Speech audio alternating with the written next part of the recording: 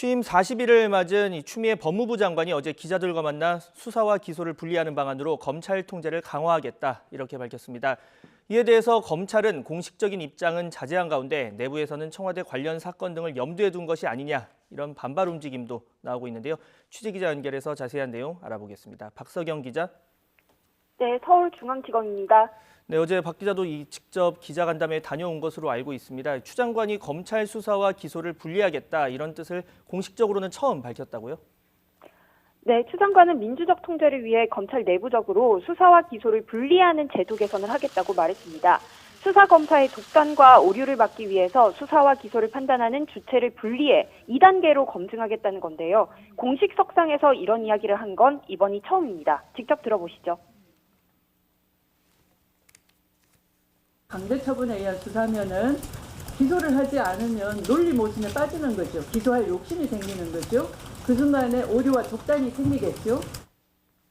네, 추 장관은 수사와 기소 판단 주체 분리를 법령 개정을 하기 전이라도 시범적으로 시도해 볼 수 있다고 생각한다고 밝혔습니다.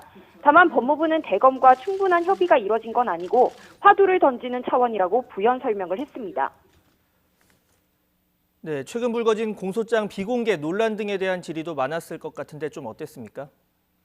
네, 공소장 비공개 논란에 관한 질문이 상당히 많았고 추 장관은 이에 대해 잘못된 관행을 바로잡는 첫걸음이라고 거듭 강조했습니다. 무죄 추정의 원칙이 아니라 검찰과 언론을 통한 유죄 추정의 원칙이 더 많이 지배하는 경우가 있을 수 있는 거겠죠. 누구나 법 앞에 평등하는 것이죠. 그러니까 그런 균형을, 그런 가치의 조화와 균형을 맞춰야 된다.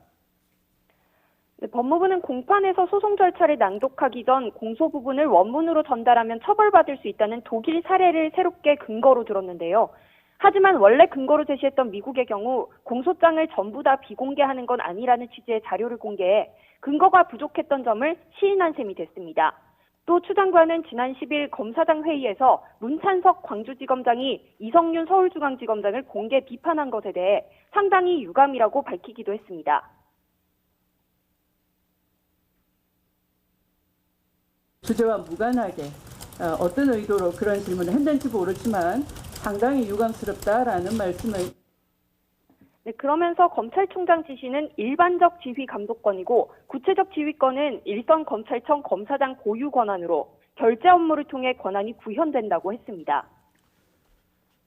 네, 이 같은 추 장관의 발언에 대한 검찰 측의 반응도 궁금한데 공식적인 입장 나온 게 있습니까? 네, 대검에서 공식적인 입장이 나온 것은 없습니다. 다만 검찰 내부에선 대체로 수사 기소 분리는 법적으로 실행이 어려운데 왜 그런 방안이 나왔는지 이해할 수 없다는 분위기입니다. 이에 따라 수사가 진행 중인 청와대 선거 개입 등 민감한 사건 처리에 개입하려는 것이 아니냐는 의심의 목소리도 나옵니다. 추 장관이 시범 운영을 언급하기도 했지만 검토 단계인 만큼 대검과 논의도 필요하고 지금 당장 이뤄지긴 어렵다는 시각입니다. 또 검찰총장이 일반적 지휘권을 갖고 있다고 한 추 장관 발언 역시 오해가 있다며 검찰총장도 사건을 구체적으로 수사 지휘한다고 반박했습니다.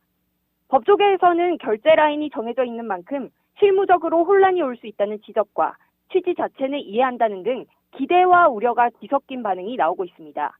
지금까지 서울중앙지검에서 YTN 박서경입니다.